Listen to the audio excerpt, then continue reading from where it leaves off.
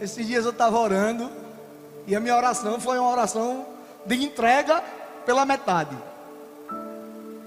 Pastor, misericórdia. Irmão, eu vou mentir? Senhor, eu quero tanto da tua presença. Quero mais, Senhor, de ti. Quero mais, Senhor. Eu quero mergulhar, eu quero descer na tua presença. Senhor, eu preciso mais de ti. Aí no meu inconsciente, Senhor, mas não mexa não na minha saúde. Senhor, mas não tire não isso. Senhor, não mexa não naquilo. Senhor, eu quero mais. Não é assim? Abra sua Bíblia no livro de Jó, no capítulo 1.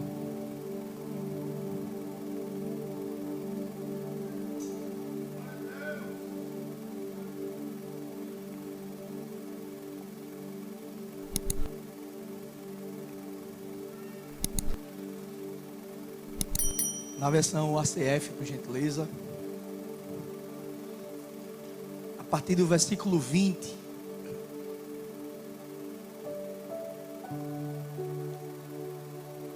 A palavra de Deus diz assim: Então Jó se levantou e rasgou o seu manto e rapou a sua cabeça e se lançou em terra e adorou.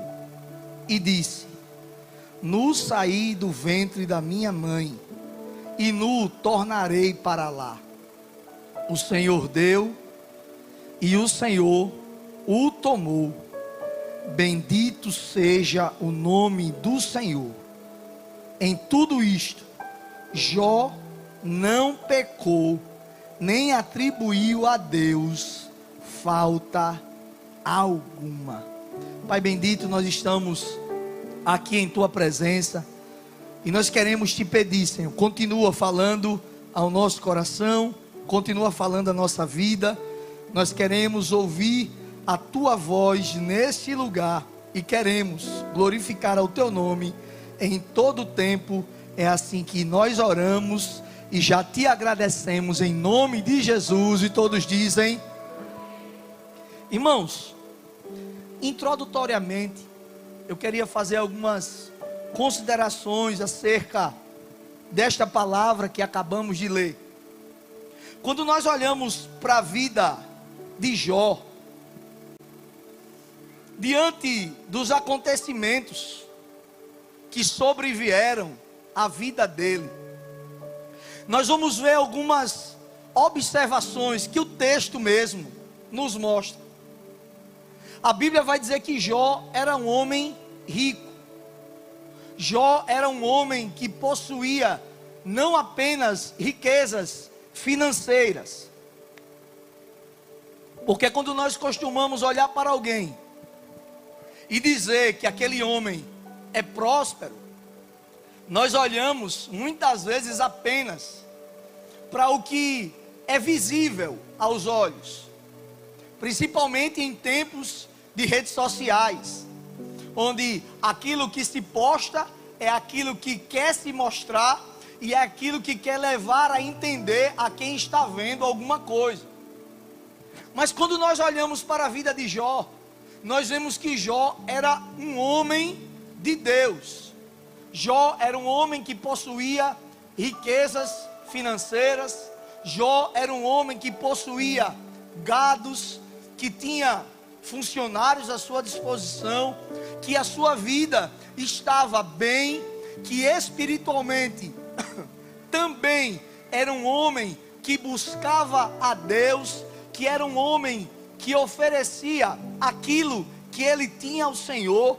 Nós podemos lembrar que Jó, ele oferecia sacrifícios periódicos a Deus em favor dos seus filhos. Porque olha só, aquele homem era tão íntegro diante de Deus, aquele homem era tão abençoado diante do Senhor, que ele não se preocupava apenas com a sua vida espiritual, mas ele estava preocupado com o que estava debaixo da sua cobertura espiritual. E é isso a primeira mensagem que eu quero trazer para você nesta manhã. Você, homem de Deus, você, mulher de Deus, você precisa buscar ao Senhor sim, mas você como pai, como mãe, precisa estar olhando para os seus filhos dentro da sua casa, precisa estar vendo como é que eles estão se comportando, o que é que eles estão acessando, o que é que eles estão se alimentando espiritualmente, porque muitas vezes nós queremos que os nossos filhos estejam na casa do Senhor, estejam buscando a Deus, mas durante todo o dia, aquilo que eles estão se alimentando, não chega nem perto de ser um versículo da palavra. Então deixa eu te dizer, você tem a responsabilidade de ser aquele que vai provocar fome nos seus filhos. Você tem a responsabilidade de os seus filhos olhar para você e querer buscar mais do Senhor. Você tem a responsabilidade de estar ateando fogo na sua casa, com a presença do Espírito Santo.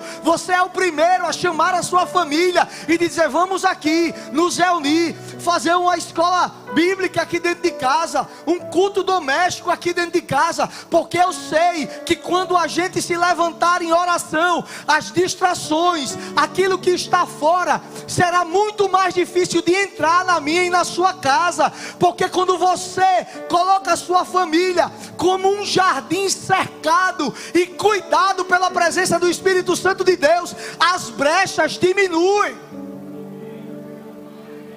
A brecha diminui, irmão, e nós fomos chamados para fechar brechas. Nós não fomos chamados para deixar as portas das nossas casas abertas, porque o inimigo ele só precisa de uma brecha simples para entrar. E outra, quando ele entra, ele faz um estrago terrível. Só que eu e você somos esses vigilantes. Sabe por quê, irmão?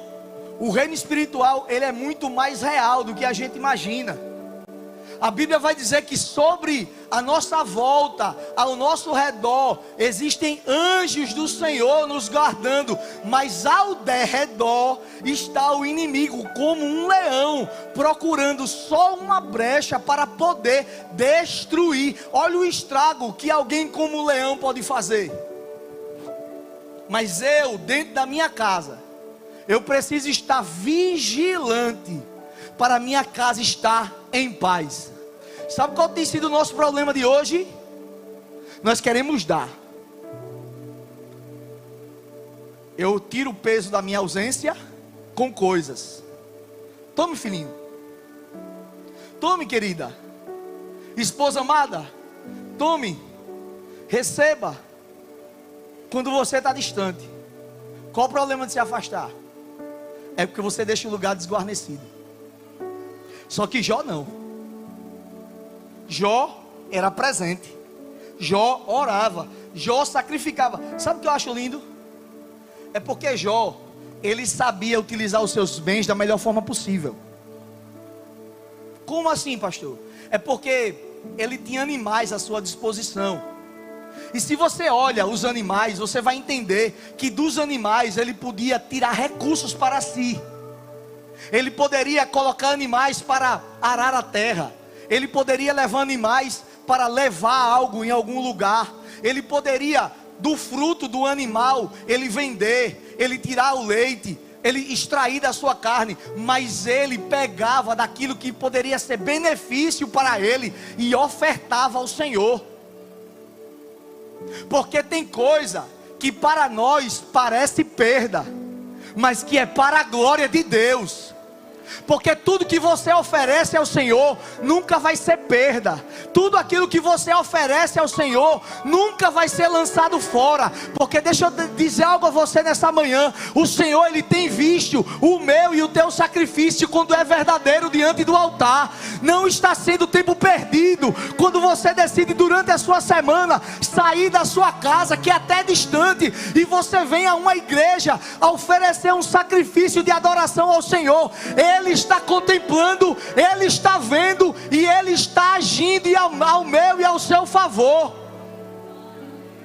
Por isso que Paulo vai dizer: eu considero tudo como perda diante da sublimidade e da glória de Deus. Eu perco posição, eu perco convites, eu perco mesas, eu perco reuniões, eu perco de fechar contratos, mas eu estou na presença do Deus que Ele pode fazer todas as coisas, Ele pode suprir todas as vossas necessidades, porque Ele não está alheio à nossa história, Ele contempla a sua vida. Já estava preocupado com nada disso, irmão.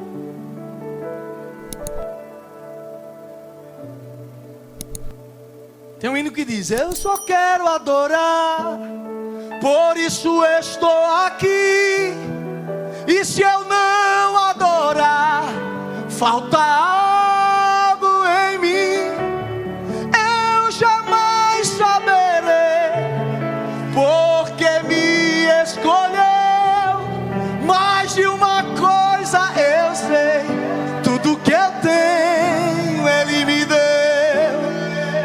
Eu só quero adorar, por isso estou aqui. E se eu não adorar, falta algo em mim. Eu jamais saberei porque me escolheu. Mais de uma coisa eu sei: tudo que eu tenho Ele me deu. Parece que Jó estava dizendo: olha, isso aí eu considero como perda, porque tudo que Ele fez em mim é algo tão maravilhoso que eu não tenho nem como retribuir. Aleluia. Mas a Bíblia vai dizer que chega um dia, e eu acho que esse é o dia que ninguém quer que chegue, né, irmão? Que é o dia que a gente vai ser provado. O dia da prova. Eu não vou mentir não para os irmãos, tá? Esses dias eu estava orando, e a minha oração foi uma oração de entrega pela metade. Pastor, misericórdia. Irmão, eu vou mentir? Senhor, eu quero tanto da tua presença, quero mais, Senhor, de ti. Quero mais, Senhor, eu quero mergulhar, eu quero descer na tua presença. Senhor, eu preciso mais de ti. Aí no meu inconsciente: Senhor, mas não mexa não na minha saúde. Senhor, mas não tire não isso. Senhor, não mexa não naquilo. Senhor, eu quero mais. Não é assim? Porque Deus tem um caminho diferente, irmão. Às vezes Deus, para nos levar por um caminho, Ele fecha outro. Só que a gente não pode olhar para o caminho fechado, a gente tem que olhar para o caminho aberto. Eita, Senhor, o Senhor está me levando por esse caminho. Aí no meio do caminho tem guerra, aí no meio do caminho tem tribulação, aí no meio do caminho tem adversidade. Mas olhando para o autor e consumador da minha fé, eu não olho para a direita, eu não olho para a esquerda, eu não olho para o alto, eu olho para o céu. Porque do céu é que vem o socorro, é do céu que vem a provisão para mim e para a tua vida. Irmão, essa terra aqui não tem nada para te oferecer não, viu?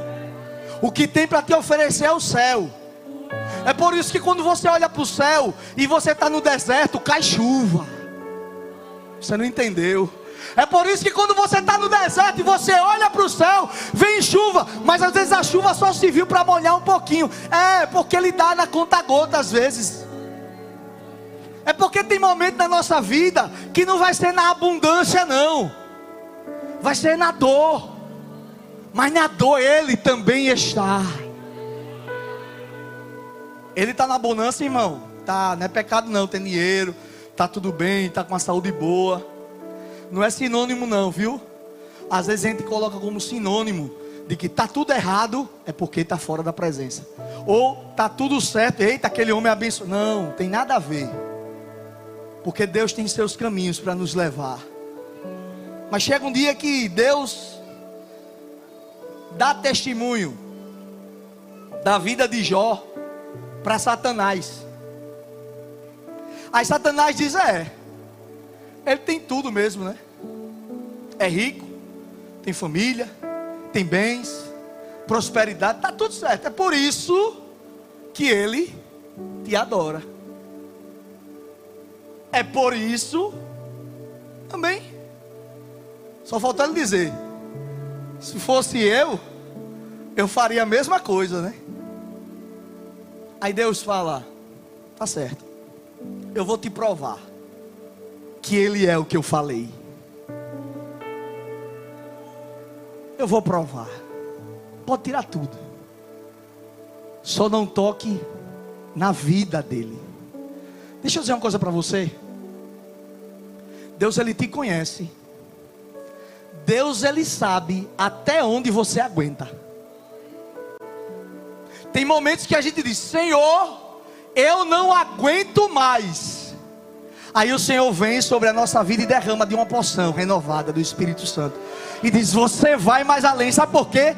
Porque quando eu estava te formando, quando eu estava lá no ventre da tua mãe, quando você ainda era uma substância informe, que ninguém sabia ainda qual era o teu sexo, eu já sabia qual era o teu sexo, eu já sabia qual era o teu nome, eu já sabia a tua história, porque eu tenho os teus dias contados na minha presença. Eu sei o teu nome, eu sei o teu DNA, eu conheço a tua estrutura, e eu sou Deus para te suprir, eu sou Deus para te sustentar. Eu te levanto, eu seguro na tua mão com a destra da minha justiça. Aí Jó começa, aí Satanás começa a operar o plano, a colocar o plano em prática, daquilo que ele tinha para fazer na vida de Jó, para fazer com que Jó blasfemasse, para fazer com que Jó olhasse para trás.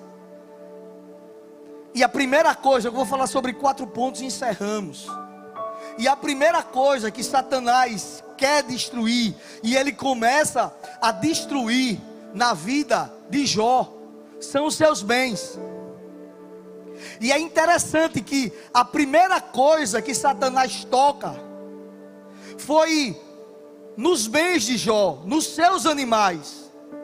E os animais, eles serviam pelo menos para 3 coisas essenciais: era força de trabalho, alimento e sacrifício. Se fosse apenas um ato isolado, se o inimigo tivesse feito apenas isso, o que estava querendo provocar em Jó era uma perda patrimonial, e o levaria a um lugar de provação, uma vez que Jó era o homem mais rico do Oriente. Mas deixa eu fazer uma aplicação pessoal nesta manhã. Nós precisamos trazer à nossa mente que os modos operantes do inimigo permanecem o mesmo. Sabe por quê? Ele sabe que a nossa mente faz uma relação direta de culpar a Deus pela escassez. Quantas vezes diante de crises não murmuramos e dizemos: Deus se levantou, Deus se levanta em nosso favor, como se Deus estivesse inerte.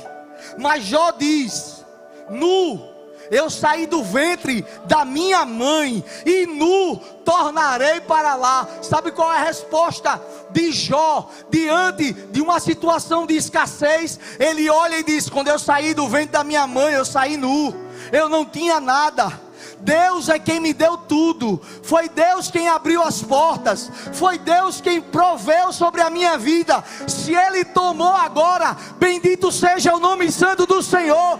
O mesmo Deus que me fez, que me gerou sem nada, é o mesmo Deus que provê no meio da minha caminhada. Deixa eu dizer, a sua leve e momentânea tribulação irá produzir um peso de glória. É por isso que no meio das suas lutas, vai para o lugar do joelho e diz: Senhor, faz mais uma vez,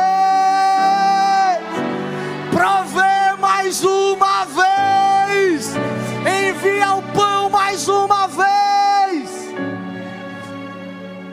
Aí eu lembro dos discípulos Jesus já tinha feito a multiplicação dos pães e peixes. Aí eles, na viagem, no trajeto, perdem o que havia juntado da multiplicação.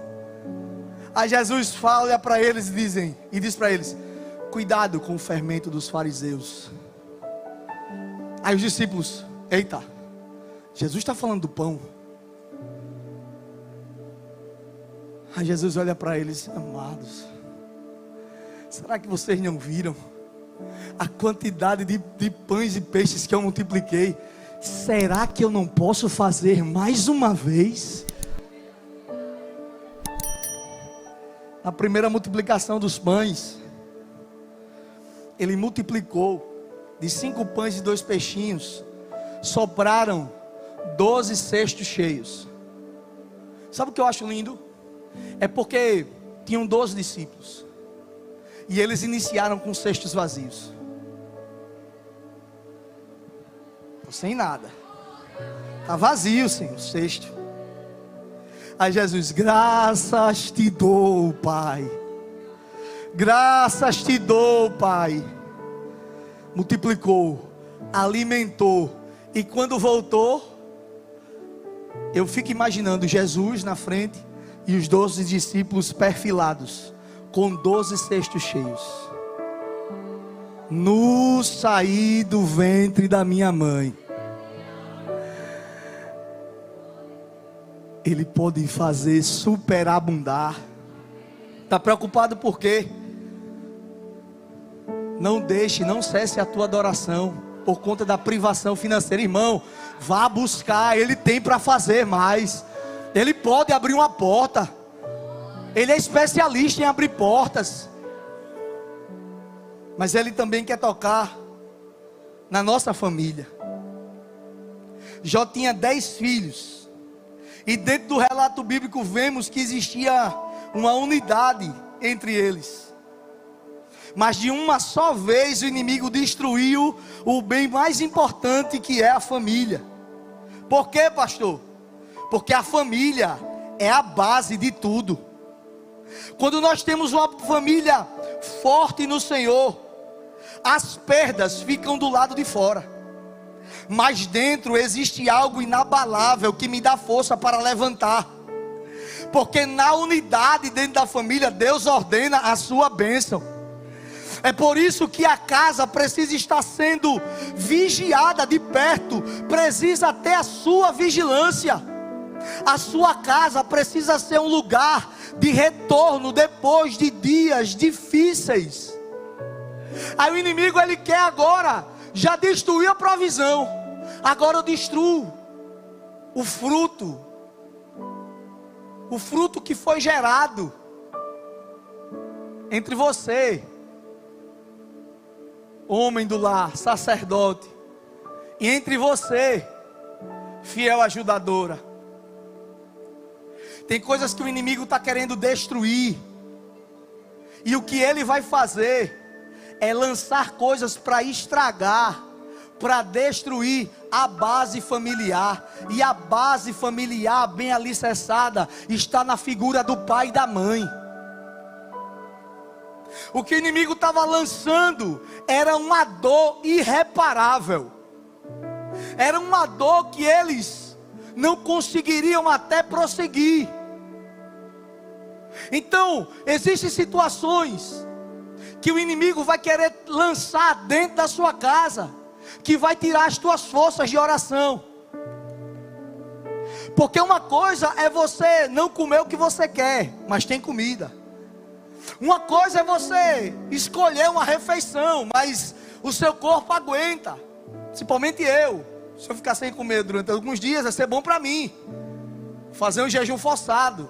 Está aí em evidência, né? Jejum intermitente. Estou até pensando em fazer uns 15 dias de jejum seguido. Aguenta, irmão. Tem gordura, tem energia para queimar. Mas quando você perde aquilo que não pode voltar mais. Mas quando você, com a sua própria mão, a sua própria força, vai enterrar o seu filho. Essa é uma das estratégias mais eficazes que o inimigo tem tentado lançar até nos dias de hoje. Mas deixa eu te dizer, na tua casa existe um cordão de 3 dobras, fortalecido, firme, inabalável. Deus deu uma graça sobre a vida de Jó, para poder até olhar para a afronta dentro de casa. Homem, amaldiçoa esse teu Deus e morre. Mulher, como uma louca tu falas. Jó, ele prossegue.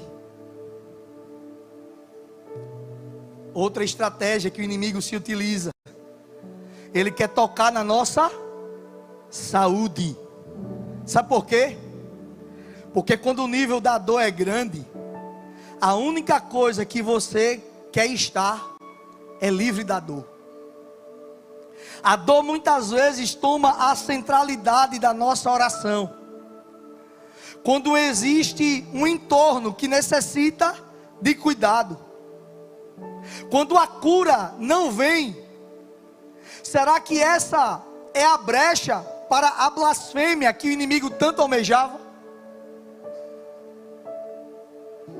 Quando nós sentimos na nossa própria pele, a tendência, sabe qual é, do ser humano? Aliviar a dor.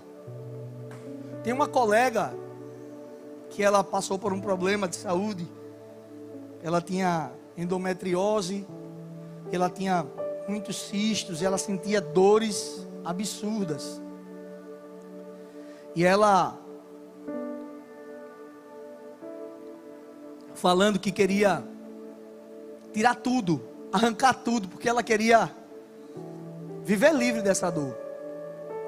E na hora eu perguntei a ela, disse, mas você não deseja gerar, ter filhos? Você não nutre esse desejo no seu coração? E ela disse, até que sim, mas a dor é tão forte, a dor é tão extrema, que eu não consigo mais conviver com o nível da dor. Eu estou contando isso, esse testemunho, não para criticar, porque cada um tem um nível de dor. Cada um sabe onde dói, onde aperta. Cada um sabe o alívio que precisa ter na sua vida. Mas muitas vezes a estratégia do inimigo para roubar a centralidade da nossa vida é trazer em nós dores que nos afastam da presença do Senhor. Paulo tinha um espinho na carne. Eu não sei qual era o espinho. Eu não sei se era uma enfermidade. Eu não sei se era uma acusação. Eu não sei se era uma crise na sua mente. Mas a Bíblia diz que Paulo orou por algumas vezes, e o espinho da carne não foi tirado. Mas Paulo continuou. Ele perseverou.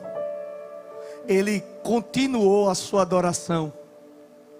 Quando nós vemos a vida de Jó, nós vemos que a privação nos bens não paralisou. A perda dentro da sua família não paralisou. Você entende que essas duas coisas, apesar de serem muito difíceis, são externas? Mas agora o nível vai aumentando, porque agora é interno. Porque agora, além dele estar falido, dele estar sem os seus filhos, agora ele está enfermo, com cacos de telha para tirar as suas chagas. Agora aqueles que eram seus amigos, eles se distanciam. Agora aqueles que poderiam dar um suporte a ele, não estão mais. Agora ele está sozinho. Deixa eu dar uma palavra para a sua vida. Tem momentos que nós, aparentemente, vamos estar sozinhos. Vamos olhar para um lado, não vamos ver saída. Vamos olhar para o outro, não vamos ver saída. Vamos olhar até para dentro, não vai ter saída. Mas uma coisa você tem que ter uma certeza no seu coração. É porque a palavra de Deus vai dizer em João capítulo 14: não se turbe o vosso coração, crede em Deus, crede também em mim. Jesus ali estava se despedindo dos seus discípulos. Jesus estava apontando para a cruz, mas ele estava dizendo: eu vou morrer, ao terceiro dia eu vou ressuscitar, mas eis que eu enviarei o meu Espírito, que estará convosco todos os dias até a consumação dos séculos. E esse Espírito é o amigo fiel, é o consolador, é aquele que renova as nossas forças, é aquele que nos faz prosseguir, é aquele que nos lembra a palavra. Ah, irmãos, quantas vezes nós estamos num momento de dor e vem um versículo na nossa mente nos animando. É o Espírito Santo dizendo: você não está sozinho. Você até queria uma ligação, você até queria receber um abraço, você queria até receber uma mensagem no WhatsApp, mas deixa eu te dizer, você não precisa de nada disso. Quando o Espírito Santo ele faz morada dentro de você, quando ele mesmo renova a sua vida, deixa eu te dizer, o Senhor está querendo me levar e te levar no lugar de dependência na presença dele, onde nada será capaz de nos alegrar tanto quanto a presença dele. Ah, irmãos, teve uma vez que eu fiz uma dieta, e nessa dieta eu perdi um pezinho bom. Só que eu disse para minha nutricionista: e o dia do lixo? Ela disse: você não é cachorro para ter recompensa? Você precisava dessa ignorância. A gente acha que na vida com Deus, diante de algumas privações, nós vamos ter recompensas. Ô irmão, isso é tão pequeno. Sabe o que são essas recompensas pequenas? Paliativos. É bom, irmão, não é ruim não. Eu gosto. Mas sabe o que é maravilhoso? É ainda que tenha privação, é saber que existe um lugar que eu posso mergulhar na presença do Senhor. Há um lugar de refrigério, há um lugar de renúncia, há um lugar onde a presença dele habita. Há um lugar, pastor, onde é esse lugar? É no lugar que você levantar um altar de adoração para ele dentro da sua casa. É no lugar que você chegar e levantar e estabelecer: é aqui, Senhor, é aqui que eu quero mergulhar na tua presença, é aqui que eu quero me debruçar em ti, é aqui, Senhor, que eu renovo as minhas forças, é aqui, Senhor, que eu choro as minhas lágrimas, é aqui, Senhor, que eu derramo o meu espírito, é aqui, Senhor, onde não tem público para me ver, onde não tem holofotes, onde eu não serei reconhecido, mas é nesse lugar que eu entro destruído e saio renovado. É neste lugar que eu saio desacreditado e eu saio com a palavra. É neste lugar que eu entro ferido e saio curado pela presença de Deus. Porque a grande verdade que não é abraço de ninguém não, que não é palavra de ninguém não, é palavra de Deus dizendo que está comigo e contigo todos os dias. E isso te basta, isso me basta. Eu preciso ter uma mente de quem é livre no Senhor. Porque quem é livre no Senhor não está atrás de recompensas de seus senhores, não. Quem é livre entende que pode acessar a qualquer tempo. Eu não preciso nem bater na porta, eu não preciso perguntar se ele está, porque se eu sou filho, eu entro e digo: eu estou entrando, papai, na tua presença. Eu estou entrando, eu cheguei, Senhor, na tua presença. Eu vim aqui, Senhor, entregar o meu louvor. Ainda que teu louvor sejam as tuas lágrimas. Tu acha que Deus está se incomodando com o que tu está entregando de ouro e de prata? Quando você vai para o aniversário de alguém que é muito rico, Você fica até dizendo: o que é que eu vou dar? O que é que eu vou dar? Tem tudo. Imagina para Deus. O que é que tu vai dar a Ele? Uma coisa Ele quer. O que é, pastor?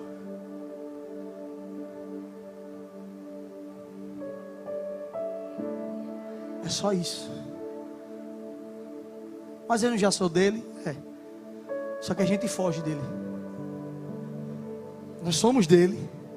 Fomos criados para a glória dele, para o louvor dele, para a exaltação dele. Só que a gente foge. Aí o Senhor está dizendo para mim e para você: eu quero que a sua vida seja o palco da minha glória. Ser palco da glória de Deus não tem nada a ver com: eita, agora eu vou ser. Não. Ser palco da glória é ser palco da manifestação.